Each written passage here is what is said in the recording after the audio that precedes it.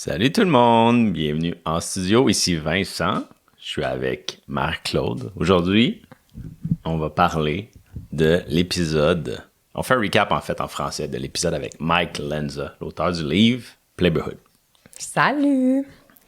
Fait je peux commencer parce que c'est moi qui ai découvert le livre grâce à mon frère, qui est prof d'éduc. Playboyhood, c'était un blog écrit par un père de 3 enfants qui documentait sa quête de créer un quartier de jeu. Fait que de créer des espaces pour favoriser le jeu libre pour ses propres enfants et les enfants du quartier. Et il a fini par écrire un livre. Ce livre-là a changé notre vie. Mm-hmm. Puis on s'y aurait pas attendu parce qu'on l'a lu alors qu'on n'avait pas d'enfants. Ouais. Toi aussi, tu l'as lu. Tu te rappelles-tu? En tout cas, je devance, là. J'improvise. Y a-t-il une chose que tu retiens de ce livre-là qui t'a le plus marqué? Moi, j'avais aimé il donne plusieurs exemples de gens qui ont appliqué ou qui ont essayé de se faire un Playboyhood dans leur vie. Mais c'est des exemples, mettons, il y en a où c'était une coop, où c'était un immense quartier, où toutes les maisons appartenaient à tout le monde, puis là, tous les enfants jouaient. Il y a une maison avec une piscine, il y a une maison avec un jardin, puis tout ça. Fait que je me rappelle des différents modèles, je me rappelle que ça a marqué.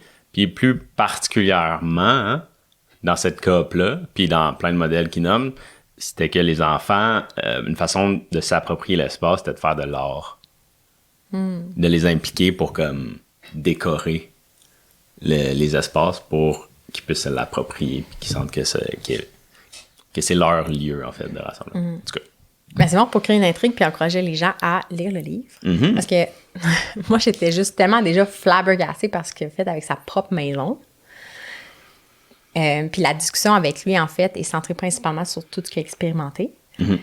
Son message, c'est qu'il y a des solutions, peu importe notre mode de vie, peu importe où on se trouve. Puis justement, après avoir parlé de sa propre expérience, le livre documente différents scénarios, tout aussi inspirants les uns que les autres. Moi, ce qui me marque, tu sais, le livre a 12 ans, puis pour vrai, il aurait pu être écrit hier. Ouais, 100%. Tout ce qu'il décrit, c'est des sujets. C'est les mêmes enjeux, même qu'en ce moment, c'est peut-être plus critique que ça l'était à l'époque. Puis tous des enjeux, je sais que notre audience, si vous nous écoutez, vous avez sûrement déjà ça à cœur. C'est juste mentionner, en fait, le contexte. Les enjeux, c'est relié à la disparition du jeu libre et du jeu libre extérieur et de l'activité physique improvisée, non planifiée pour les enfants. Les conséquences négatives de ça, ça peut être autant, on l'a abordé du côté de la débrouillardise, la créativité, la résilience, le développement de compétences, de création, de construction, mais ça va jusqu'à tous les troubles d'isolement, de santé mentale. Puis Mike Lenza donne même des exemples dans son livre, que même dans les meilleures écoles où il vivait en Californie, le taux de suicide était inquiétant. Mm-hmm. Puis il fait le point que la sécurité matérielle, puis l'argent, puis le confort, le luxe, ne sont pas garants du bien-être de nos enfants. Fait que, bon, ça, je pense que c'est des choses qui sont largement discutées, mais c'est toujours important de rappeler que c'est ça le cadre. Puis une quête qui anime un parent vivement, c'est celle de dire, ben j'espère que mon enfant va pas vivre ça. Mm-hmm. Puis on a décidé de le mettre dans la série Vie de clan parce que une grosse partie de ses réflexions, c'est pas juste de créer un espace stimulant pour ses enfants, mais c'est de créer une communauté, une culture en fait, où que d'autres enfants vont venir s'approprier l'espace qui est créé, tu sais. Absolument. Puis c'est pour ça que j'aime autant ce livre-là. Tu sais, nous, on s'intéresse énormément à comment notre habitat influence nos mouvements, comment on peut favoriser le jeu de nos enfants, dans juste la façon qu'on aménage nos maisons, puis les objets qu'on met à disposition de nos enfants. Mais lui, il va encore plus loin en disant, c'est pas suffisant de dire à nos enfants, « Ah, t'es libre de jouer. » Comme tu peux aller jouer dehors, t'es libre. Va dehors. Il parle beaucoup de l'effet de réseau, fait qu'en anglais, le network effect. Puis il dit, les enfants jouent plus dehors aujourd'hui puis sont intéressés par les écrans parce que dehors, c'est rendu vraiment plate. Des fois, ils n'ont plus le droit de rien faire, mais aussi, des fois, littéralement, il n'y a pas d'enfants. Fait que si on veut résoudre cette problématique-là, c'est pas juste un enjeu de design d'espace, c'est un enjeu culturel. Ouais. C'est un enjeu social.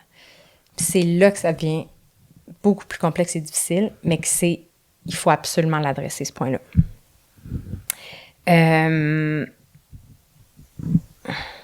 Et en quoi ce livre-là a changé notre vie, justement? C'est qu'il insiste sur le fait que les enfants n'ont pas besoin, eux, d'une plus belle maison. Dans son livre, il n'en parle pas dans le podcast, mais dans son livre, il mentionne que lui-même, quand il était enfant, des années 70, il y avait une maison, de ce que je comprends, un peu plus modeste. Il y avait plein d'enfants qui jouaient sur la rue.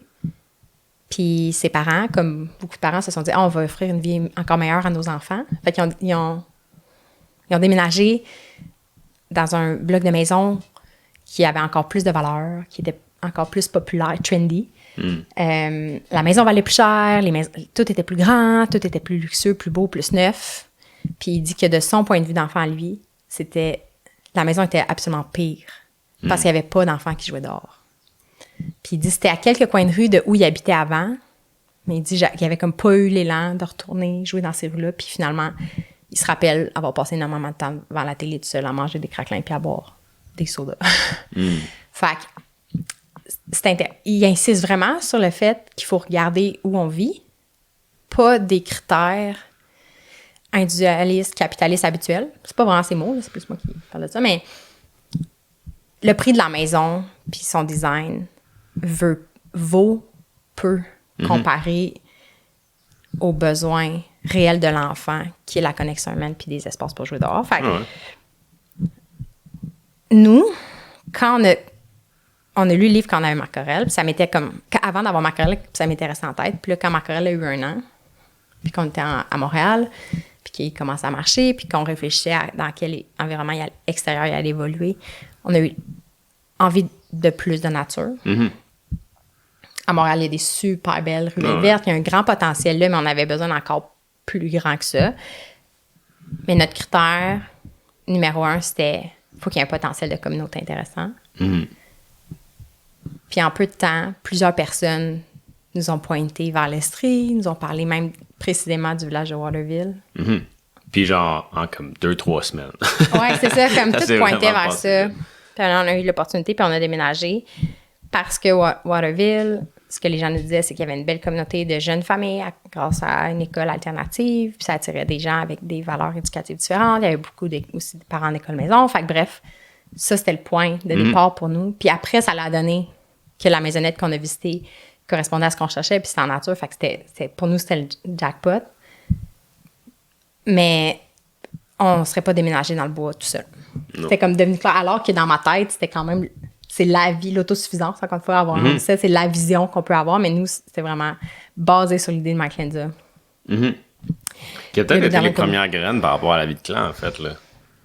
Tu sais, de dire que quand tu choisis un lieu où habiter, il faut que tu choisisses une communauté, en fait, une culture. Faut qu'il y ait des humains où est-ce que tu déménages, là, puis c'est ça, faut qu'il y ait une culture partagée. Alors que, normalement, tu sais, il y a comme les deux angles de je vais être 100% comme je veux une grosse maison riche dans un quartier tranquille, ou je veux, comme tu dis, aller en autosuffisance dans le bois, tout seul, mais comme les deux concepts, on oublie l'aspect humain, en fait, l'aspect clan, tu sais. Puis oublie l'enfant, en fait. L'enfant, je pense que c'est ce qui me fait réaliser. Il oublie l'enfant.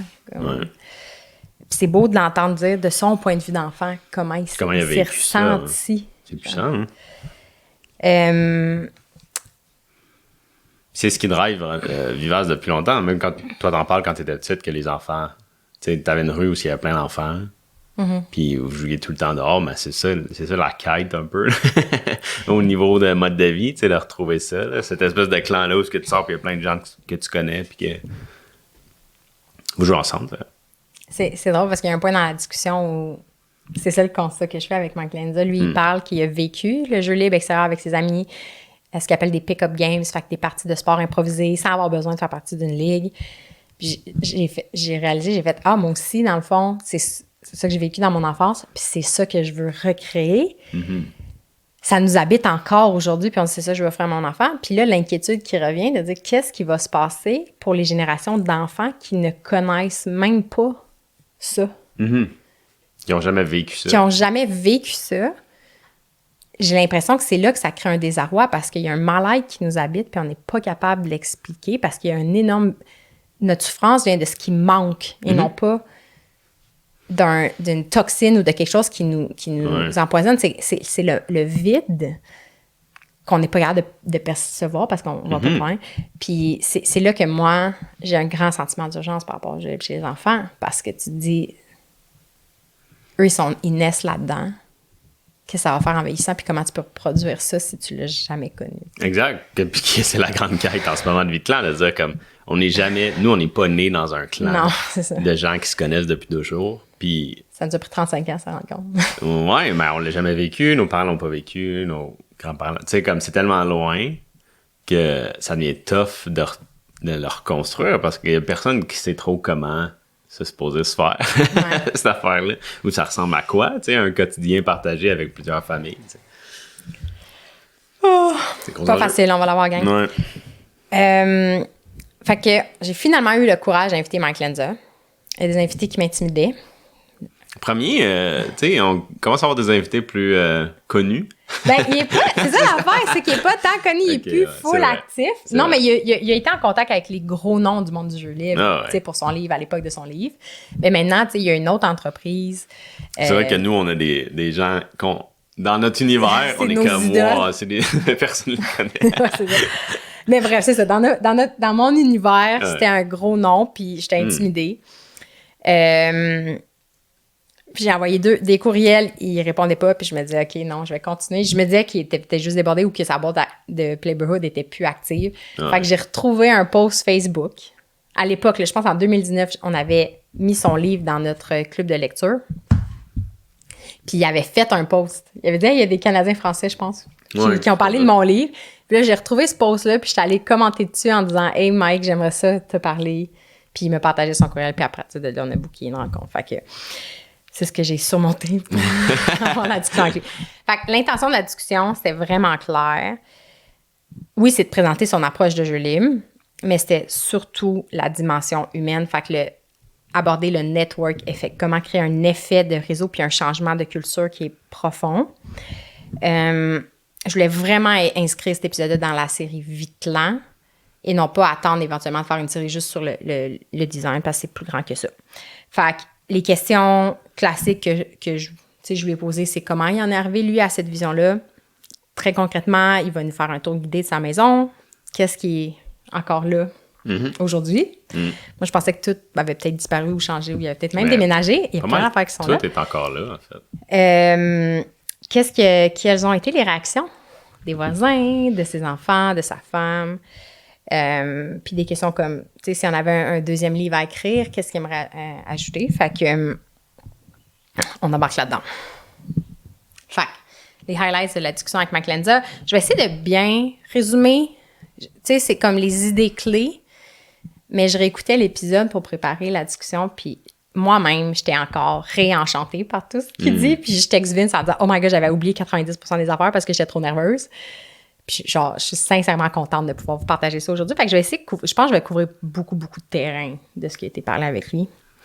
Fait que première chose, il arrive à la caméra, puis moi, je l'ai connu, tu sais, des photos que j'ai vues, puis des vidéos YouTube que j'ai écoutées. Fait que je m'attendais, tu sais, au jeune papa de cette époque-là. Puis tu sais, il y a 12 ans. Ça fait 12 ans. Fait que tu sais, un petit peu plus ridé. Puis j'étais comme, oui, c'est vrai, comme on vieillit, tu sais, le temps passe. Puis ça me rappelle que la discussion, il peut aussi parler avec une perspective sur ces années-là, tu sais, puis une certaine peut-être maturité puis sagesse, fait que ça rend ça encore plus intéressant. Fait qu'il habite toujours au même endroit. Il habite à Palo Alto et Menlo Park. Je sais pas trop comme... Menlo Park? J'aurais dû vérifier. C'est-tu le quartier? En tout cas, whatever. C'est dans la baie de San Francisco, je pense. Ouais. L'endroit dans le monde qui doit coûter vraiment très cher. Je sais pas de où il tient sa fortune. Mais ce que j'aime de lui, c'est que, justement, il s'en foutait de juste l'aspect luxueux. Son critère de recherche de maison, c'était vraiment centré sur les besoins de ses enfants. Fait que, à l'époque qu'il a écrit le livre, il avait 3 garçons, Marco, 7 ans, Nico, 4 ans et Léo, 2 ans, qui sont maintenant des ados. Fait que la même maison, je pense que sa femme faisait la vaisselle pendant qu'on se parlait, qu'il y avait des problèmes de son. Il y a encore des gens qui viennent visiter. Il nous a dit que si on était là, il nous ferait visiter sa place. Fait qu'en tout cas, on se met ça sur notre liste. Fait que la première question que j'ai posée, c'est comment il en est arrivé à la conclusion qu'investir dans le quartier et moins dans la maison était important. Puis il disait que quand il était un jeune homme célibataire, il se posait pas de questions sur la vie des enfants, mais que quand sa femme, Perlani, était enceinte, il a commencé à s'informer auprès de ses amis qui avaient des enfants, puis il dit qu'il a été complètement consterné, justement, de découvrir que le jeu extérieur, le jeu libre, disparaissait, mais faisait place aussi au sport organisé puis aux playdates. Tu sais, c'était là qu'il faut que les parents planifient des choses au calendrier pour que les enfants jouent ensemble, alors que lui, il valorisait énormément les pick-up games. Là. C'était là que... Les enfants vont dehors puis ils jouent. Tu sais, c'est pas organisé par les adultes. Là, non. Puis pour avoir connu ça dans mon enfance, mais aussi même comme adulte, où je jouais des parties de balle-molle pick-up au parc avec des adultes, puis que ça recréait justement ce moment-là de mon enfance où tu fais juste te pointer sur un lieu, il y a des humains, tu as juste besoin d'une balle, des gants, un ballon, whatever, puis avec les gens qui sont sur place, tu t'arranges, puis tu joues, puis tu continues jusqu'à ce qu'il fasse noir. Tu sais, c'est comme... Puis que... c'est pas qu'il est contre les sports organisés, mais la vie d'un enfant qui se fait juste trimballer d'une place à l'autre peut devenir vraiment étouffante. Puis les enjeux des écrans à cette époque-là, ben c'est ça, c'était la télé puis les jeux vidéo, mais c'était quand même inquiétant. Puis, comme plusieurs parents, si vous nous écoutez, vous avez sûrement déjà eu ce sentiment-là de « no way », c'est ça qu'il dit, « no way que mes enfants vont grandir de même ». Il est hors de question que mes enfants vivent selon la culture actuelle. Puis il crédite son esprit entrepreneurial pour créer des choses, même si ça ne suit pas les modes puis la culture. Puis il s'est lui-même rendu compte que c'était encore plus tough qu'il pensait d'offrir ça à ses enfants. Mais il a persévéré. Il dit que sa première idée, c'est de se dire, je vais trouver un neighborhood, un quartier où il y a plein d'enfants qui jouent dehors. Puis il dit qu'il a fait énormément de recherches puis de visites, puis il n'en trouvait pas. Fait que ça illustrait à quel point, dramatiquement, il n'y avait plus d'enfants qui jouaient dehors. C'était rare. C'était difficile à trouver. Fait que là, il s'est dit, OK, on va trouver une maison qui correspond à certains critères. Fait que il a trouvé comme une rue où il y avait plein de jeunes familles. Puis il s'est dit, il va falloir que j'embarque les autres familles. Puis il dit que d'habitude, sa mentalité, c'est vivre et laisser vivre, de dire, je m'en fous un peu de ce que ses voisins font, tant que... lui, il est bien, puis sa liberté est là, mais il a réalisé que si toutes les familles vivent selon le mode actuel, puis que les enfants sont isolés, puis restent en dedans, ça affecte ses enfants à lui. La culture affecte ses enfants. Ouais. Fait que c'est dit, il va falloir que j'influence la culture, que j'embarque les autres.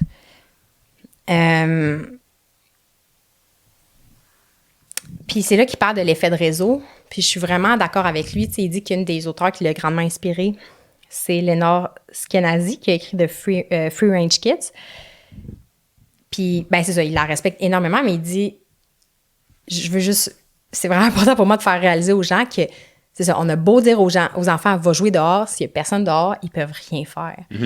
Fait que ça devient notre responsabilité comme parents de créer un environnement pour créer des opportunités. Puis éventuellement, on va le voir avec d'autres humains.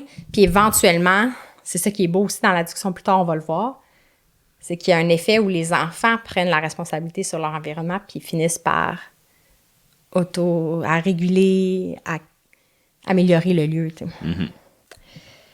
Fait qu'il dit que quand il a acheté sa maison, son focus, c'est que d'optimiser chaque pouce carré pour le jeu.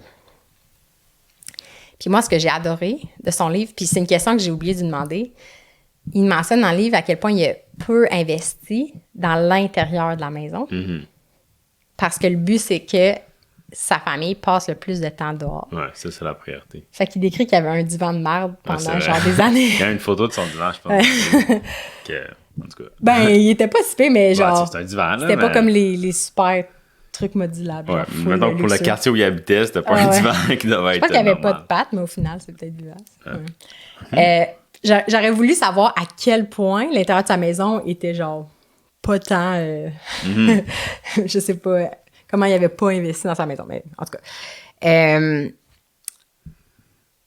Fait que dans la cour avant, moi, c'est la chose qui m'a le plus marqué de son livre, en fait. Souvent, quand je dis « Hey, Playboy, c'est malade, il a fait ça », je donne souvent cet exemple-là. Fait que quand il nous a fait le tour guidé de sa maison, c'est qu'il a investi beaucoup pour aménager l'espace à l'avant de la maison, ce qui est inhabituel.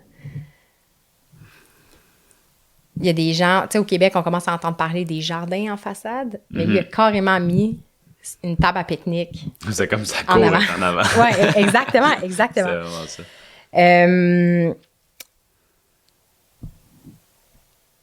Fait que la cour en avant, il a mis une table à pique-nique. Je veux juste être sûr de rien oublier. OK, ouais. Il commence en disant qu'il adore les cartes. Fait qu'il parle, le podcast, vous allez voir, il y a une carte derrière lui. Il veut que ses enfants soient bons à se repérer puis comprennent ils sont où dans le monde. Fait qu'il y a une carte du monde, il y a une carte, mettons, du pays, une carte de la Californie, une carte du quartier. Fait que ça aussi, je pense, ça nous a marqué, c'est qu'il y avait un beau pavillonnier en pierre. Quand il a acheté la maison. Quand il a acheté la maison, qui valait full cher. Puis il était comme, c'est pourri pour faire du vélo, puis dessiner en craie, puis genre, puis du basket. Fait qu'il a enlevé le pavillonnier qui vaut cher pour mettre de l'asphalte qui est lisse. Il a dessiné une carte du quartier. Comme peinturé sur l'asphalte, une carte du quartier. C'est ça qu'il y a sur la couverture du livre, d'ailleurs, qu'on voit. Fait que c'était un espace de jeu. Les enfants pouvaient construire des maisons Lego là-dessus. Il a écrit les vrais noms des rues, puis là, les gens savaient aussi leurs amis vivaient où. Ouais. Les enfants pouvaient mettre une maison en Lego comme où leur maison à eux était sur la carte du quartier. Fait que, tu sais, fait que ça, j'ai trouvé ça comme vraiment cool, là, parce que c'est pas juste qu'il dit comme « c'est important », puis qu'il a juste créé un univers genre juste luxueux, beau pour ses enfants, et comme il était vraiment clair sur c'était quoi qui était important pour lui, puis il est comme « fuck le papier ». Il dit même, c'est ça a probablement fait perdre la valeur de sa maison. Mais au final, tu sais, s'il passe sa vie là, genre. Ouais. Hein? Fait que ça, j'ai trouvé ça vraiment cool. Ce qu'il a fait aussi, qui est vraiment beau, puis il l'explique dans l'entrevue, c'est que il a fait aussi de l'art. Fait qu'il y avait sa table à pique-nique avec un grand tableau blanc, puis les enfants pouvaient eux-mêmes dessiner des choses sur le tableau. La table à pique-nique, ça faisait que quand ils prenaient des repas, dehors, les gens les voyaient, puis ça créait des interactions spontanées qui ont justement pas besoin d'être planifiées. C'était un quartier qui était quand même piéton, fait qu'il y a beaucoup de gens qui se promenaient avec leurs chiens. Fait que là, tu commences à dire salut aux parents, là, les enfants, ils se voient, ils commencent à jouer ensemble naturellement, puis là, les relations se bâtissent tranquillement de cette façon-là. Puis il dit qu'en général, il se considère comme quelqu'un de peu social ou d'assez introverti, mais en fait, il dit l'inverse, il dit les deux. Les au contraire, il dit qu'en même temps qu'il aime full parler au monde. Fait que c'est délibérément de se mettre devant sa maison pour favoriser ces interactions-là. Puis, il y avait un grand tableau blanc aussi. Les enfants peuvent faire des dessins. Je pense dans le livre, il mentionne qu'ils font aussi des projections de cinéma à l'avant de la maison. Ouais, ça se peut, ça me dit quoi. Il y avait panier basket, il y avait quelques rampes de skate. Puis, il y avait aussi de l'art. C'est ça qui est intéressant. Il a fait des mosaïques artistiques. Puis, ce qui est encore plus touchant, c'est qu'il a passé beaucoup de temps avec l'artiste pour que ce qui est représenté dans la mosaïque ait une signification pour sa famille. Puis je pense que ça a donné qu'une des mosaïques, la journée que l'artiste la dessinait, un de ses garçons est né. Puis la naissance de son garçon est comme intégrée dans la mosaïque. Puis c'est là que l'art a encore plus de valeur à mes yeux, que c'est pas juste pour être joli, tu sais. C'est quand ça a ce sens-là, puis c'est ancré dans une histoire de ta famille, puis que tu le racontes, puis tu y penses en l'envoyant, mais c'est là que tu as envie de la garder, puis d'y faire attention. Parce que je trouve ça vraiment magnifique. Puis si tu m'as dans la cour avant, il y avait aussi un jeu d'eau. Ouais. Ça me dit quoi? Il dit, dans la cour arrière, il y a une trampoline. Il a dit que ça, c'était, on y reviendra, mais l'item absolument le plus populaire de tout. Le deuxième item le plus populaire, c'est une rivière de jeu, fait qu'il y a une espèce de système de bassin puis de trucs. Coulait un bassin dans l'autre. Ouais, fait que les enfants... Pas une grosse affaire, là. Je pense que c'était relativement petit. Ça sonne gros, là, quand on dit comme ça, des bassins qui coulent. Mais c'était ouais. Il n'y a pas un manoir, on s'entend, là. Qui coule dans un autre lavabo, là, tu sais. Ouais. Il y a l'hiver une grosse maison dans lui, là. Il n'y a pas un manoir, là, tu sais. Il n'y a pas comme une ferme avec des des chemins pour les poneys, là. Tu sais, c'est pas genre... Il y a de l'argent, mais... C'est une maison de banlieue. C'est une maison de banlieue. Ça reste une grosse maison de banlieue, mettons. Puis, je pense qu'il y a aussi un carré de sable qui était à l'avant. Puis ça, j'ai trouvé ça génial, puis j'ai noté. Il achetait des pièces de monnaie étrangère, puis il le cachait dans le carré de sable pour que les enfants puissent faire des chasses au trésor. Mm-hmm. Hey my God, j'aurais capoté. Marie-Claude aurait posé ça. Fait que t'imagines, tu sais, comme t'es un enfant, là, tu passes sur la rue, tu sais que tu as le droit d'aller jouer, puis là, tu creuses dans le carré de sable, puis tu sais que tu vas trouver comme des trésors, là, tu sais, puis ça vaut... En tout cas, je trouve ça magnifique. Fait qu'il dit qu'au fil du temps, la table à pique-nique est encore là. Je pense Fanny Basket aussi, ces gars jouent encore. Le carré de sable puis les jeux d'eau ont pris le bord parce que ça demande un certain entretien. Puis les garçons, en vieillissant, ben, c'est juste plus pour leur âge. Là. Mais ils recommandent vraiment fortement. Puis sinon, pour ce qui est de la cour arrière, il y a une grande cabane. Une grande cabane. Une cabane... il y a 2 étages. Elle n'est pas encore une fois humongous, mais quand même assez grande qu'on peut chiller dedans. Il a mis des prises d'escalade sur le mur extérieur de la cabane parce que tu peux monter jusque sur le toit de la cabane et sauter en bas sur la trampoline. Et la trampoline, ça aussi, j'ai trouvé ça brillant, puis je pense qu'on va essayer de faire ça dans notre cours. Elle a une petite trampoline en cadeau, mais on pourrait le faire à petite échelle. C'est qu'il a creusé dans le sol, puis il a mis la trampoline au niveau du sol. Puis c'est tellement brillant parce que tu as absolument moins peur que l'enfant tombe ou tu n'as pas les hideux filets qui coupent la vue. Ouais. Fait que ça fait que la trampoline est comme au même niveau que le gazon. Il dit qu'il a mis des beanbags autour. Ouais. Puis que c'était un endroit de jeu, mais aussi un chilling spot. Ouais. Un endroit où les enfants du quartier venaient se rassembler puis relaxer ensemble. Puis, comme Claude a dit, c'était super facile de rentrer et sortir de la trampoline. Pas besoin d'une échelle avec des filets, tout ça. Fait que c'était un très rassembleur pour les enfants du quartier. Oui. Puis, les parents capotaient leur vie de voir que les enfants pouvaient monter sur le toit de la cabane puis sauter en bas. Moi, j'ai vu des photos de ça, puis je pense que l'angle, c'est des photos je suis comme assez professionnelles. Puis de la manière que le journaliste a pris la photo en contre-plongée, je sens que ça a créé un effet que ça a l'air encore plus haut. Mais même moi, j'ai eu un comme « Oh boy! » J'aurais la chienne pour mon enfant. Il dit que dans toutes les années d'utilisation, puis ces gars l'utilisent encore, il dit qu'il y a eu une fois un besoin de point de suture. Il dit que c'était pas aussi dangereux qu'on peut le penser. Puis, ouais, il y a ça. Puis, ce qui est intéressant maintenant, c'est que ces gars ont transformé leur cabane pour s'entraîner, en fait. Ils se sont installés un espace de musculation. Parce qu'ils ont comme 19, 16, 14 ans.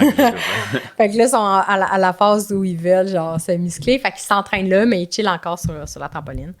Puis, un truc super intéressant par rapport à la cabane, c'est qu'ils avaient mis, comme à l'avant, des tableaux blancs. Je pense au premier étage de la cabane, il y avait des crayons pour dessiner, puis les enfants pouvaient dessiner ce qu'ils voulaient, puis c'était cute, tu sais. Puis là, ce que les enfants commencent à faire, par exemple, c'est au 2e étage, sur les murs qui sont comme des vrais murs peinturés, là. Ouais. Peinturés en... Comment ça s'appelle? En tout cas, le matériau, combien? Peinture? Non, le matériel, en tout cas. Whatever. Bois? Non, pas du bois, là, les affaires en craie compactées, whatever. Que les enfants ont commencé à écrire des trucs permanents. Ça aussi, je pense que c'est toi qui me l'avais raconté parce que tu l'as lu juste avant moi, je pense. Ça se peut, hein? Tu te rappelles-tu sa réaction quand les enfants commençaient à faire les dessins? Non? Les enfants commençaient à écrire des messages sur les beaux murs avec des crayons permanents. Puis là, il était annoyed. Ça le gossait parce qu'il disait « Je vous ai fait des beaux tableaux blancs. » Puis il a réalisé, en fait, que les enfants avaient besoin de marquer les choses de manière permanente. Puis il a commencé à lire les messages, puis il a reconnu que ces messages-là, au moment où ses enfants les écrivaient, c'était important pour eux. Fait que des fois, c'était comme « Ah, je suis en amour avec un tel » ou il disait à un moment donné, un de ses enfants avait écrit la liste de ses ennemis. Puis les enfants se laissaient des messages entre eux, puis fait que finalement, au fil du temps, ils les a laissés faire. Puis ils trouvaient ça, en fait, beau puis important que les enfants puissent faire ça, puis que la cabane qu'ils avaient construite, finalement, qu'il fallait qu'ils se détachent de je sais pas comment dire, la rigidité qu'il voulait. Là. Il voulait dicter aux enfants comment utiliser le lieu, mais là, il a commencé à accueillir comment les enfants s'approprient les lieux. Sinon, ce qui est encore plus fascinant, c'est qu'au fil du temps, il a instauré une politique où les enfants, les familles pouvaient venir jouer, puis traverser pour aller dans la cour, même s'ils n'étaient pas là, puis il n'y avait pas besoin de demander la permission. Puis ça, je trouve que, à y repenser encore plus que la cour en avant, de dire aux gens, tu peux venir sur mon terrain, tu peux utiliser nos installations, tu n'as même pas besoin de me demander. Ça, je trouve que c'est encore plus audacieux. Ouais. Dans une culture où notre espace privé, notre intimité est juste tellement important. C'est vraiment dans le sens opposé de la culture. Ouais. De plus en plus, c'est comme on a chacun notre espace bien délimité avec des clôtures barrées. Puis lui, c'était comme. C'est quand ouvert. vous voulez, ouais. Puis je réalise qu'un bloquant, j'ai l'impression qu'il y a une question d'intimité, mais il y a aussi peut-être la peur de. Tout le temps, cette réflexion sur la peur puis les assurances. Parce que même les parcs en ville, souvent, là, ils vont finir par rendre ça ultra boring parce que c'est la peur que les enfants se blessent. Fait qu'on crée des jeux de plus en plus sains, de se faire blâmer. Fait que c'est vrai que même moi, j'aurais la crainte que si un enfant se blesse sur mes installations, que quelqu'un soit fâché contre moi. Puis lui, ça avait pas l'air de l'habiter. Il a dit que 95% des fois, ça se passait super bien. Je pense que l'important, c'est de connaître les gens. Exact. Parce que dans les parcs, les gens ne se connaissent pas. On connaît rarement les autres familles, mais on connaît pas les propriétaires ou les gens responsables du parc. Là. Tandis que si c'était une culture où tout le monde se connaît, ben les conflits vont se régler bien plus facilement, tu sais. Exactement. Puis ça revient à créer ces petites interactions-là au quotidien. Créer des cartes de quartier où les enfants deviennent familiers avec les autres familles. Puis c'est ça qui crée le sentiment de sécurité. C'est drôle parce que ça revient à ce que David Sanson dit avec les trucs sur le sommeil. Tu sais, on pense que peut-être même dans un mode survie, la sécurité ultime, c'est comme l'abri ou le feu, mais il dit de base, ce qui nous rend en sécurité, c'est les autres humains autour de nous. Puis c'est pour ça que les humains, sûrement, on a dormi avec d'autres humains toute l'histoire de l'humanité. Puis ça revient à la même chose. On pense que la sécurité, c'est mettre plus de clôtures, mettre plus de lois, mettre plus de contraintes, mais en fait, c'est full kitten, mais c'est s'ouvrir le cœur puis de connecter avec les autres personnes. Ouais, c'est vrai. Puis avoir foi en l'humanité que les gens sont bons. Tu sais, on est comme, je veux me sentir sécure, fait que je mets plein de portes qui se Des barrent, alarmes, puis des alarmes, puis des caméras, puis on fait quand même de l'anxiété. Une fois qu'on est au milieu de toutes ces affaires-là. Mais alors qu'on devrait juste être avec d'autres gens, tu sais. Fait que j'ai demandé c'était quoi la réaction des voisins, parce que, je veux dire, on a grandi en banlieue. C'est toute une game, la game de la banlieue, avec les beaux gazons, les chicanes de genre, ma mère, là, la branche de notre arbre dépassait du bord du terrain de l'autre. Fait qu'ils ont demandé de la couper. Le voisin de droite, le voisin de gauche, il veut un beau gazon, puis là, il y a du trèfle qui commence à... Ah ouais, mes parents qui sont pro-pissenlits. Exact, du terrain de l'autre qui va sur le terrain du voisin, ça crée d'autres conflits. Le voisin vient mettre du poison à cachette. Fait que, on comprend la game de la banlieue. Fait que je me disais, aïe, que ça doit... Ben, même au Québec, là, les gens qui ont des jardins de façade qui se faisaient comme... Des fois, c'était des lois, mais souvent, il y a des gens qui chialaient parce qu'ils trouvent pas ça beau. Je pense qu'un des arguments, c'est pas sécuritaire pour les enfants de consommer ces aliments-là qui sont exposés. En tout cas, whatever. Exposés. Je sais pas. À la nature. Pipi de chien, je sais pas. Au pipi de chien, ben. Fait que quand j'ai demandé comment ça a été quoi les réactions, surtout dans un quartier encore plus cossu, là, où justement la valeur des propriétés est importante, puis les maisons des autres influencent la valeur de ta propriété. Fait que, en tout cas, je m'attendais à quelque chose de gros quand même, comme quoi il y avait froissé du monde. Il a l'air d'un gars assez optimiste, fait que peut-être qu'il y a eu de la hargne, de la haine, puis il l'a juste genre évincé. Mais il dit que, encore une fois, vu qu'il a choisi un quartier où il y avait plein de jeunes familles, il dit que c'était déjà un climat plus favorable, que si c'est des quartiers avec des personnes vieillissantes, l'ambiance sera pas la même. Fait que la plupart des familles étaient quand même ouvertes. Il dit que même s'il vivait dans un quartier avec plein de familles qui étaient ouvertes parce qu'il faisait, il se démarquait, tu sais. Mais lui, il n'a pas peur d'être différent.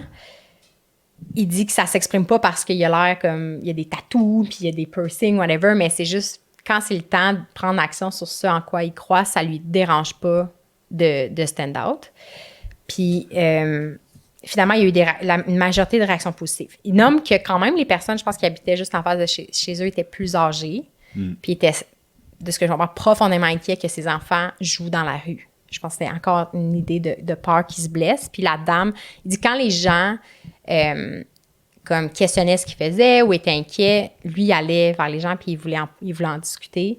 Mais cette dame-là, de ce que je comprends, était assez déterminée à le convaincre, lui, que ce qu'il faisait, c'était pas bon pour les enfants. Mais il a l'air d'avoir un peu comme laissé faire.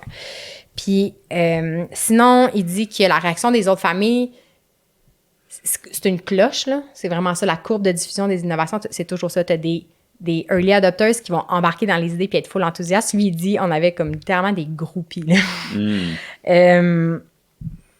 J'ai mis un bonhomme qui pleure de rire. Là.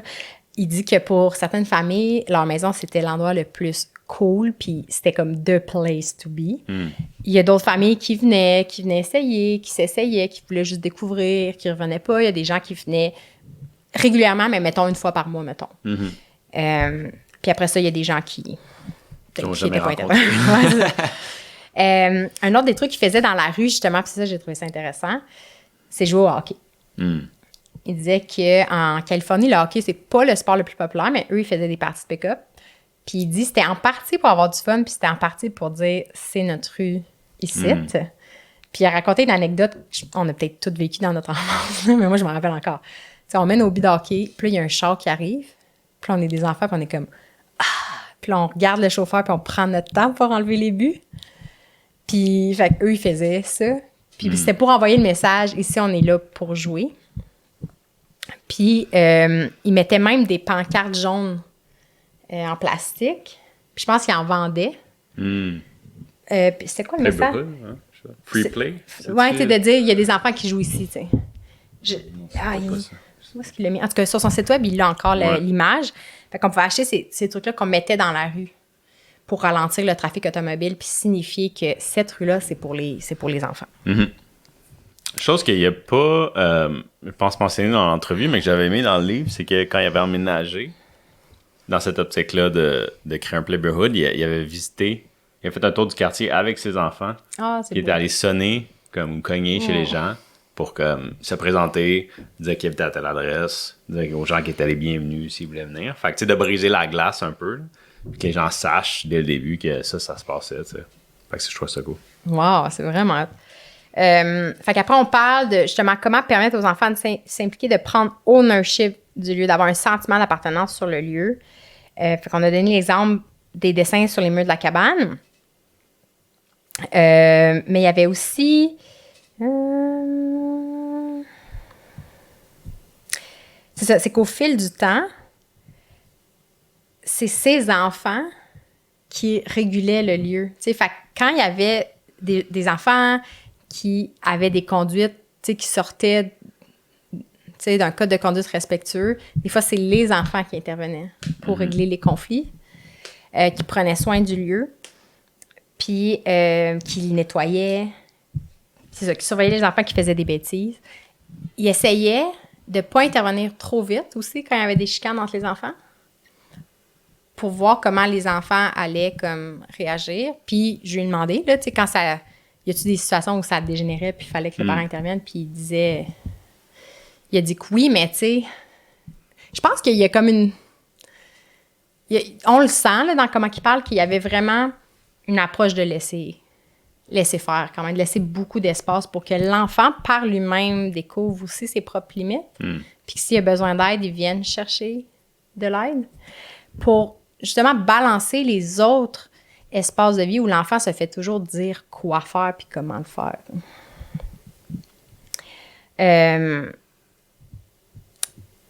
Puis, ce que j'aime de lui, justement, c'est qu'il y a une grande clarté sur son approche puis ce qu'il vise dans la vie. Le livre commence avec un manifeste. Puis j'ai demandé s'il l'avait écrit pour le livre, mais en fait, il l'avait écrit au moment de son blog. Puis c'est dans le manifeste qu'il écrit « Voici ce que je vais offrir à mes enfants, voici ce qu'on va vivre ». Fait que c'est comme super inspirant d'avoir quelqu'un qui est comme « Je tiens à ça, c'est clair, c'est écrit noir sur blanc, puis j'agis en conséquence ». Après ça, j'ai demandé comment ces garçons avaient réagi. Est-ce qu'eux se sentaient weird Est-ce qu'il se sentait différent? Est-ce qu'il sentait de la pression? Est-ce qu'il était enthousiaste? Parce qu'encore une fois, ça a beau être notre vision à nous comme parents. Qu'est-ce que les enfants en pensent ou ressentent? De ce que je comprends, il dit comme... Il est un peu timide de le dire, des fois, on dirait, mais il était une famille connue dans le quartier, même célèbre, je pense que c'est le mot qu'il utilise. Il dit surtout positivement, fait que pas tant négativement. Il y a des gens qui venaient du quartier d'à côté, il y en a qui venaient de plusieurs kilomètres pour venir jouer là. Fait qu'il y avait vraiment un engouement, puis il dit que ça continue encore à ce jour. Fait qu'au final, il pense que ces garçons s'amusaient beaucoup. Il me semble qu'il dit que c'était pas peut-être les plus sociaux, là, tu sais, c'était... Mais ils ont des belles interactions riches avec les autres enfants, puis des amitiés qui durent. Enfin, il y avait littéralement des touristes qui venaient. C'est fou, quand même. Puis je lui ai demandé s'il y a des familles qui ont répliqué son modèle, finalement. Tu sais, quand tu viens, puis t'es full inspiré. Puis il dit que malheureusement, ça, c'est une de ses tristesses. C'est que c'est comme, vu qu'il a créé ce lieu-là, les familles amenaient leurs enfants là, puis se disaient pas comme, comment je peux moi aussi recréer ça. Il a dit l'expression, c'est comme si on a aspiré tout l'oxygène de la pièce. Fait que, c'est ça. Je pense que, il a pas dit qu'on était déçu, mais on sentait une certaine déception de dire, ça aurait été le fun qu'il y ait un mouvement où les gens refont la même chose au lieu de se reposer sur nous, finalement. T'sais. En même temps, tu sais, il s'est pas répondre à des gens qui ont lu son livre puis qui ont... Je pense que dans sa réalité directe, il n'y a pas quelqu'un qui a dupliqué ce qu'il a fait, mais je serais pas surpris que même les gens qui allaient dans cet espace-là finissaient par faire des petits changements dans leur maison. Ben oui, ouais. Puis là, il y a peut-être des gens aussi qui le savent peut-être même pas, mais il y a peut-être d'autres gens qui ont appliqué ça et qui ont des maisons qui sont là à l'ancienne maintenant. Fait que ouais. Il est peut-être juste pas conscient. Tu sais, même nous, avec Vivace, des fois, petits Québécois, là. Il y a des gens qui nous poquent puis qui nous expliquent tout ce qu'ils font. On est comme, hein? Finalement, ils font comme nous, mais tu sais, on le savait pas. Il faut que les gens nous écrivent. Puis justement, il est intéressé d'en savoir plus sur ce que nous, on a fait.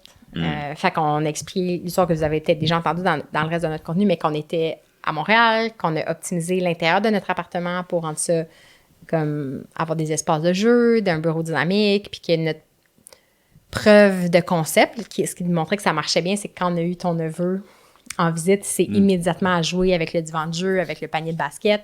On sentait que c'était un lieu à hauteur d'enfant, puis qu'il se sentait, sans qu'on ait à lui dire quoi faire ou ce qu'il a le droit de faire ou pas faire, qu'il s'appropriait l'espace. Fait qu'on était vraiment contents. Puis que... Quand on a décidé de déménager à la campagne parce qu'on voulait plus de nature, on a choisi de ne pas retourner en banlieue parce que ça nous semblait être le pire des deux mondes à ce moment-là. Mais au final, je conclus que peu importe si c'est un scénario en ville, en banlieue ou en campagne, il y a absolument des avantages et des inconvénients à chaque. Parce que là, on vit dans un espace où il y a de la belle nature, mais il n'y a pas justement plein de voisins où Marc-Aurèle peut aller cogner puis jouer dehors. Alors que là, on regarde le village, parce qu'on n'est pas au milieu du village, là, on est en périphérie, mais on regarde les gens qui sont au cœur du village, puis c'est plus une vibe de banlieue. Puis les gens se côtoient plus, tu sais. Ben, encore là, c'est ça qui est intéressant, c'est qu'on parle à certaines familles qui trouvent qu'il n'y a pas tant d'enfants qui jouent dehors quand même par rapport à leurs attentes. Alors que tout est là. Fait encore une fois, je pense que l'aspect humain, l'espèce d'étincelle qui fait qu'il y a des interactions, il y a comme de quoi à ramener. Ben, c'est comme plus il y a une concentration d'humains élevée, plus l'aspect culture devient importante. J'ai l'impression.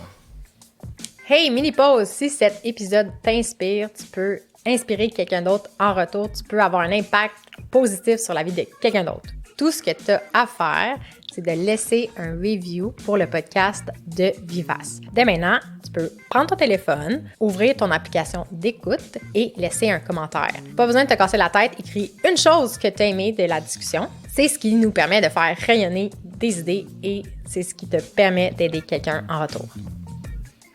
Je vais relancer la question à ce moment-là, de dire, ben justement, toi, comment tu as réussi à créer une espèce de mouvement qui est devenu organique? Puis, ça revenait beaucoup, encore une fois, dans sa posture de comment il donnait de la liberté à ses enfants pour qu'ils apprennent à être indépendants. il leur permettait de jouer à l'avant de la maison. Puis lui puis sa femme, vu qu'ils se sentaient en sécurité, pouvaient rentrer à l'intérieur. Fait que lui aussi gagnait de la liberté là-dedans parce qu'il n'était pas tout le temps en mode où il était là à surveiller ses enfants. Puis ses enfants, en étant à l'avant, ben ça amenait des interactions. Un truc qu'il faisait aussi qui était vraiment important pour eux, c'est de marcher dans le quartier. Fait qu'il y avait la chance qu'il y avait des épiceries, des trucs proches, fait qu'ils pouvaient le faire. Fait qu'il marchait énormément. Il aimait ça, les gens qui marchaient sur sa rue. Fait que lui aussi, il se promenait dans le quartier. Puis, c'est ça qu'il dit. Il dit juste par l'acte de marcher puis avoir des discussions avec les autres, tu vas créer du lien. Il dit, il n'y a rien qui a changé dans ton quartier. Là. C'est exactement le même quartier, mais tu ne te sens pas de la même façon puis tu n'agis pas de la même façon une fois que tu connais les autres personnes.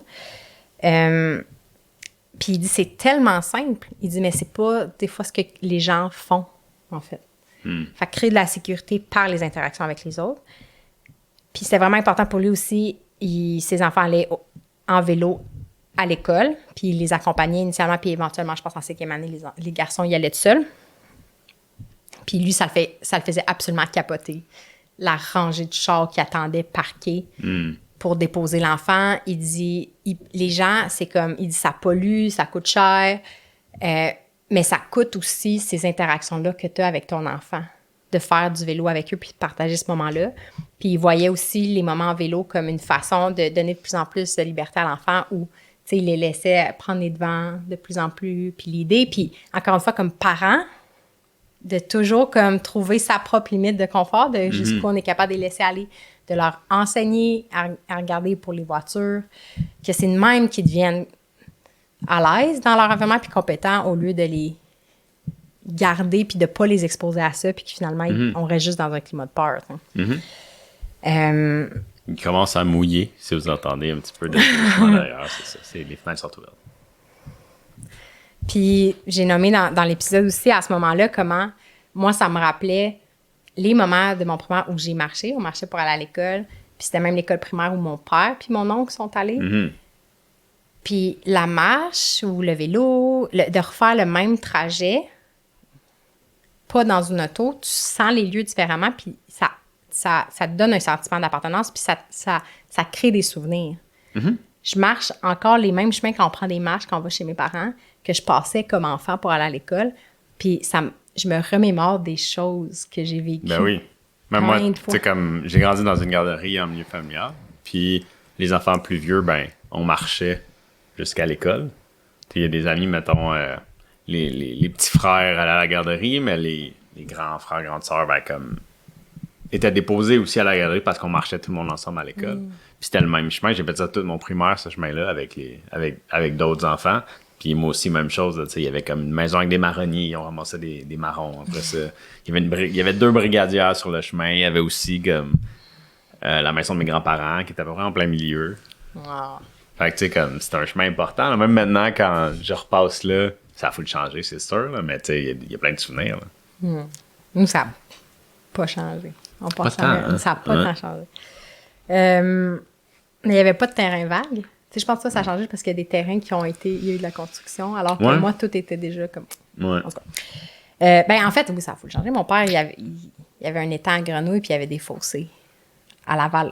En plein cœur de Laval. Là, il était entouré de champs. Il y a des vaches puis des champs. Laval, en 50 ans, ça n'a pas mal changé. Mais les quelques rues où on vit, ça a été... c'était pas super.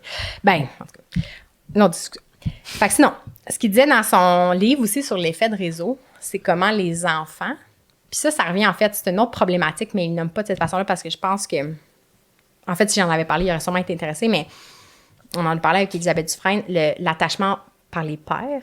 En fait, par design, le fait que les enfants se retrouvent juste avec d'autres enfants puis que leur figure de sécurité devienne des enfants au lieu d'être des adultes, des enfants de leur âge au lieu d'être des adultes matures, c'est pas normal. C'est pas humain, c'est pas naturel comme design. On a évolué dans des groupes multigénérationnels. Puis oui, les enfants passaient énormément de temps avec des enfants, mais des enfants de plusieurs âges. Puis aussi avec la figure réconfortante d'adultes matures. Puis les enfants apprenaient énormément juste par observation de toutes ces interactions humaines-là, full riches et variées. Ben ouais. Puis c'est quelque chose d'excessivement négatif. Puis en tout cas, ça, c'est une autre discussion sur le fait que au primaire, on se retrouve avec plein d'enfants, un professeur qui ne peut pas combler tous les besoins d'attachement puis émotionnel des enfants. Mais la manière qu'il frame, c'est que, justement, on est dans une société où les enfants s'associent aux autres enfants. Puis si on veut amener les enfants dehors, il faut aussi amener les enfants cool dehors. Parce que si jouer dehors, c'est cool, puis que les leaders des groupes sont là, bien, ça va créer un mouvement d'entraînement. Fait que je lui ai demandé comment tu recrutais les enfants cool. Puis là, il a rigolé parce qu'il se sentait un peu mal. Tu sais, il veut pas étiqueter les enfants, genre, toi, t'es vraiment cool. Puis ça veut dire qu'il y a d'autres enfants pas cool. Fait qu'il faisait attention de pas être insistant ou de pointer des enfants du doigt. Mais en fait, il dit que vraiment, les enfants se regardent les uns les autres. Puis finalement, ces enfants, c'était pas les plus cool ou les plus populaires, mais sans maison, aller jouer là, c'était quand même cool. Fait qu'il a l'air d'avoir trouvé ça pas si difficile. Tu sais, je m'attendais à ce que des fois, ils disent comme « Ah, c'était vraiment tough d'amener du monde. » Puis que, tu sais, au final... Mais si l'environnement est le fun, les gens vont venir l'habiter. Ce qui faisait aussi que des fois, c'est que les enfants demandaient à leurs parents ou allaient lui demander à lui s'il pouvait venir jouer sur place. Puis il encourageait les enfants à demander à ses garçons, à créer des interactions entre les enfants, puis que les enfants se parlent entre eux. Puis que si un enfant avait envie de venir jouer, puis voulait demander au gars, puis aller jouer avec les garçons directement. Puis est-ce que j'ai demandé si ça arrivait justement que s'il y avait un nouveau jeu vidéo, une nouvelle bébelle, que la participation ou la présence d'enfants sur les lieux diminuait drastiquement, puis il dit que bien sûr. Puis dans son exemple, il nomme encore plus que les jeux vidéo, les sports organisés. Dans les saisons de sports organisés, tu sais, quand t'es en tournoi ou, tu sais, les familles étaient moins là. Fait que lui, c'était vraiment important pour lui de ramener une culture des pick-up games.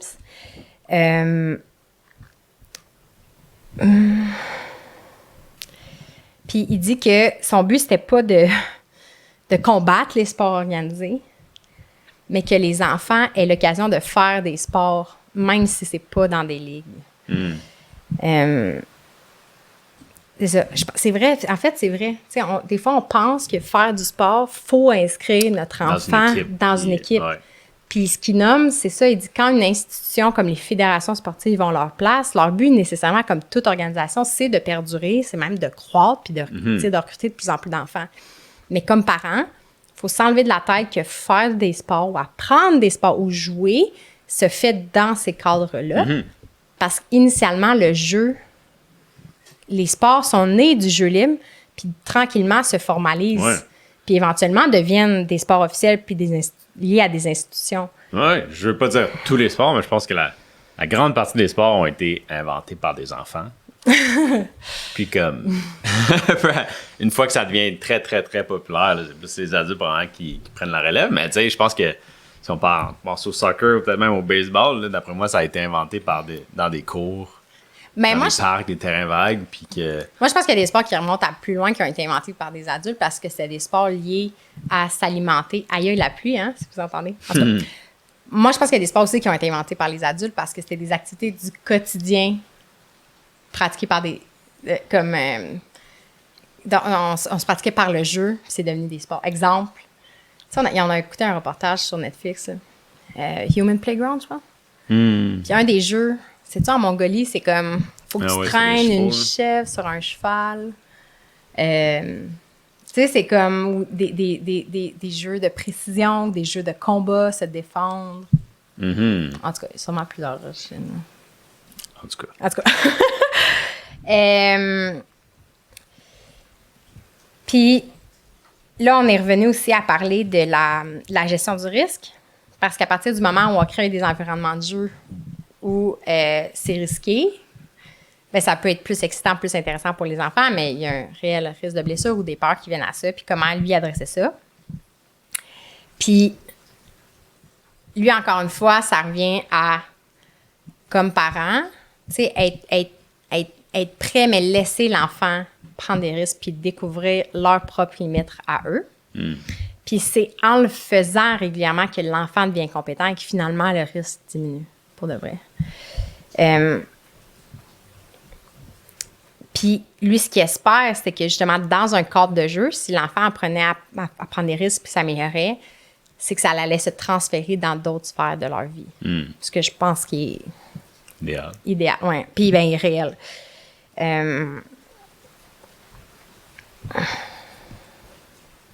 Sinon, il donnait l'exemple du grenier. Ça, j'ai trouvé ça vraiment génial. C'est que dans sa maison, il y a un grand grenier. Puis je pense que les enfants de ces garçons sont l'étage juste en dessous.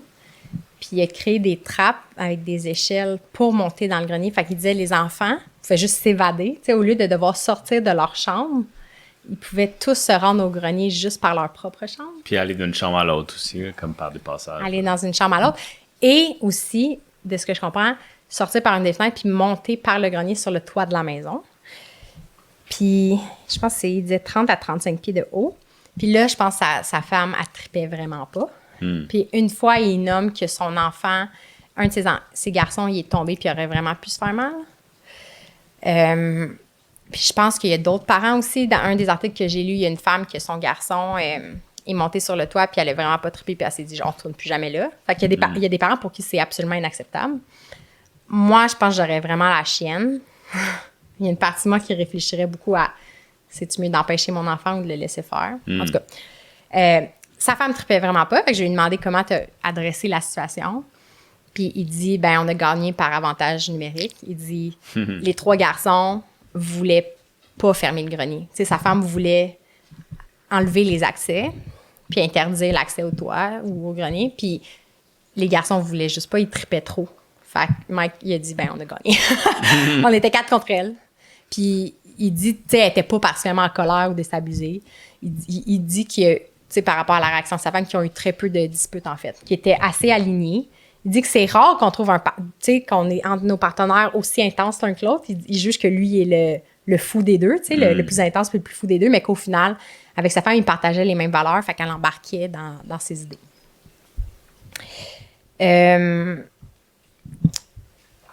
Puis sinon, ben moi, j'ai donné l'exemple par rapport à la gestion du risque de Marc Aurèle, qu'on a... Quand on faisait des feux, on a décidé de le laisser s'approcher. On était tout le temps vraiment proches. Là, ouais, on l'a accompagné longtemps. De s'approcher du foyer. Il y a même une vidéo qu'on a postée sur les médias sociaux où il met une branche dans le foyer, puis ça l'a fait absolument freaker certaines personnes. Ouais. Puis moi, ce que je dis toujours, c'est qu'il s'est brûlé une fois dans sa vie, non, 2 fois. Une fois. Et ce n'est pas sur un feu de bois, c'est sur un rond de poêle. Ouais. Parce que il n'y a pas de flamme, il n'y a pas de cue visuel, il n'y a pas de flamme, il n'y a pas l'odeur du feu, il n'y a pas la chaleur qui émane de tout l'objet. Tu sais, un foyer, ça émane de la chaleur tout autour. Là. Plus tu te rapproches, plus c'est chaud. Puis on prenait certaines précautions, on était tout le temps proches. Moi, je ne le laissais pas jouer dans le foyer quand il était froid parce que je ne voulais pas qu'il bâtisse l'habitude, si jamais il est chaud, de mettre sa main ou de jouer avec la porte. Fait que ça, j'étais assez intransigeante là-dessus. Le foyer, c'était pas pour jouer. Ouais. C'est comme, on fait des feux. Puis au final, ce qui est arrivé, c'est que il s'est juste tanné du feu. C'est devenu boring. Là, comme, il était plus hypnotisé. Il a pas juste eu des comportements de plus en plus dangereux. Au contraire, il est comme... Des fois, je lui dis « Hey, veux-tu venir faire un feu avec moi? » Puis il est comme « Non. » Genre, il s'en fout, là. Tu sais, comme... fait que, justement... Ben, c'est ça, il s'est brûlé sur un rond de poêle. Plat. Nous, notre four, il est comme... En fait, je sais pas si c'était ici ou c'était ailleurs. Une fois, c'était ailleurs, mais... Mais tu sais, un rond de poêle, une fois qu'il est fermé, ça reste très chaud, mais ça n'a pas l'air chaud. Ça sent pas quelque chose de spécial. Non. Même, c'est pas... On peut se rapprocher très proche puis sans sentir la chaleur. Fait que c'est à ces moments-là qu'il s'est brûlé, ça. Ouais. Quand on revient à des choses naturelles, l'expérience est multisensorielle. Ouais. Puis vraiment plus riche, puis c'est de l'information qui permet d'ajuster nos comportements. Bref. Fait que parlant de, tu sais, apprendre justement par observation, Mike Lenza était absolument émerveillé qu'un de ses garçons, à 2 ans et demi, il a commencé à faire du vélo, puis il n'a pas enseigné à son garçon à faire du vélo. Fait que le petit a vu son frère faire. C'est là où il y a un effet d'entraînement. Tu crées un contexte favorable, les enfants vont jouer, les plus jeunes vont être exposés à ça, puis ils vont apprendre des choses sans, encore une fois, que le rôle du parent, ce soit d'encadrer, puis de dicter, puis de montrer les choses. D'éduquer. Puis, c'est ça. Fait que là, on approchait de la fin, j'ai demandé ses fils, maintenant qu'ils sont plus âgés, tu sais, qu'est-ce qu'ils racontent de leur expérience d'enfance. Puis, il a pas parlé de... Moi, je m'attendais à ce qu'ils donnent des commentaires ou qu'ils parlent de leurs émotions, mais finalement, il a plus été dans une description des interactions dans sa famille. De ce que je comprends, son plus vieux va à l'université, mais il habite quand même proche, puis tout le monde se voit comme presque tous les jours. Il revient souvent à la maison. Il dit que c'est dur d'attribuer ça juste au Playborhood, au quartier de jeu, mais il trouve que ces garçons ont une magnifique relation. Puis le plus vieux, tu sais, il revient, il joue encore au basket avec ses frères, ils passent du temps ensemble. Puis ça, je pense, on le sent là, que c'est quelque chose dont il est vraiment, vraiment heureux. Il est heureux que sa famille passe ça, autant de temps ensemble. Puis pour lui, ça vient quand même nécessairement en partie du Playborhood, dans le sens où il y avait un projet de famille, il y avait un projet de quartier. Tu sais, comme, il y avait un sentiment d'unité. Puis ça, il trouve que ça l'a perduré dans le temps. Il y a encore des enfants qui viennent jouer dans la cour. Puis ce qui est fascinant, c'est que quand je lui pose la question, est-ce que tu penses que c'est pire de nos jours qu'avant? Il parle pas de scénario dramatique. Il dit pas comme « Oh my God, oui, le téléphone, c'est absolument atroce. » Il a pas l'air aussi inquiet que moi, je le suis, mettons. Mais il dit que quand même, les écrans, les téléphones, TikTok, c'est dans la réalité de ces garçons. Justement, un de ces gars était évaché sur le divan, sur son sel, à un moment donné. Puis là, ça le chicotait. Puis là, un de ses amis s'est pointé, tu sais, sans aviser.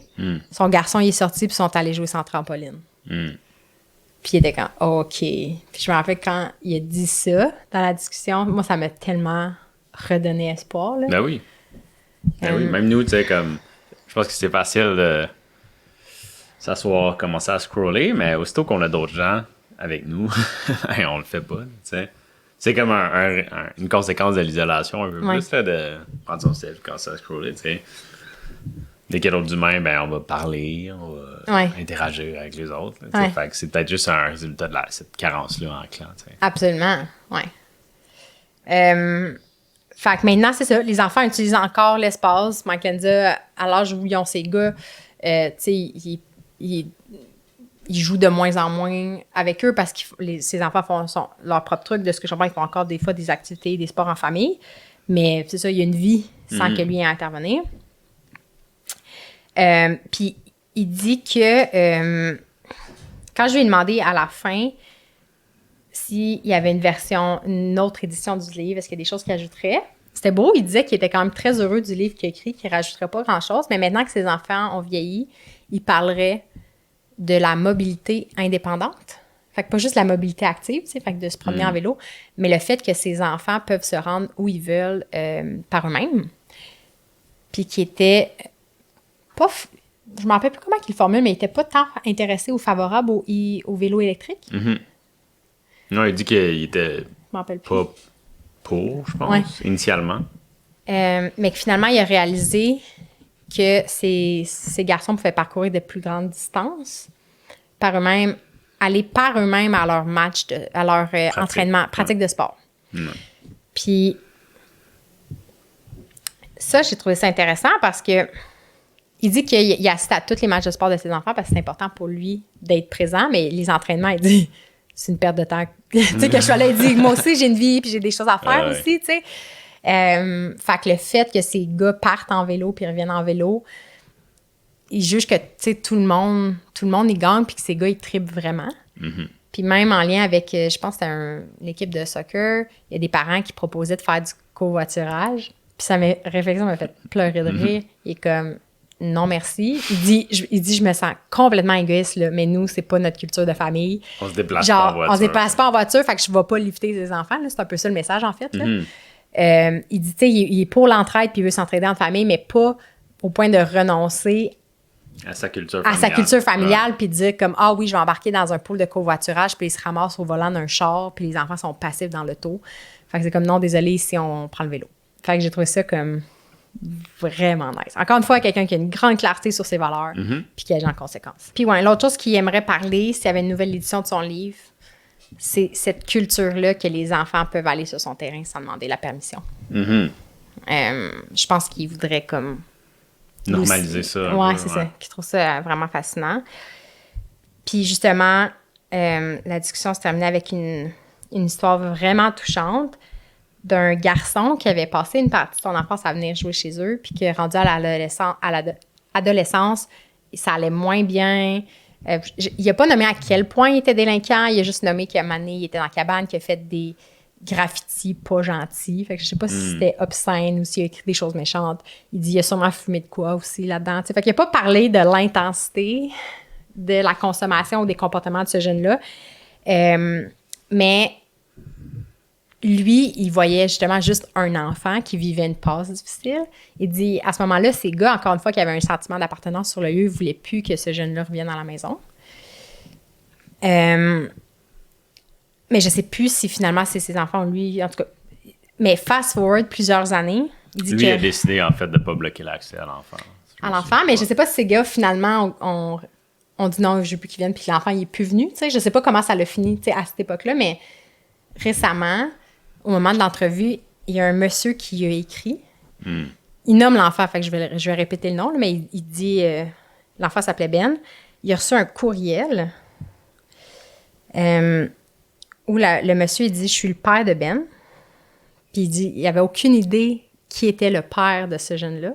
Il l'avait, je pense, jamais rencontré.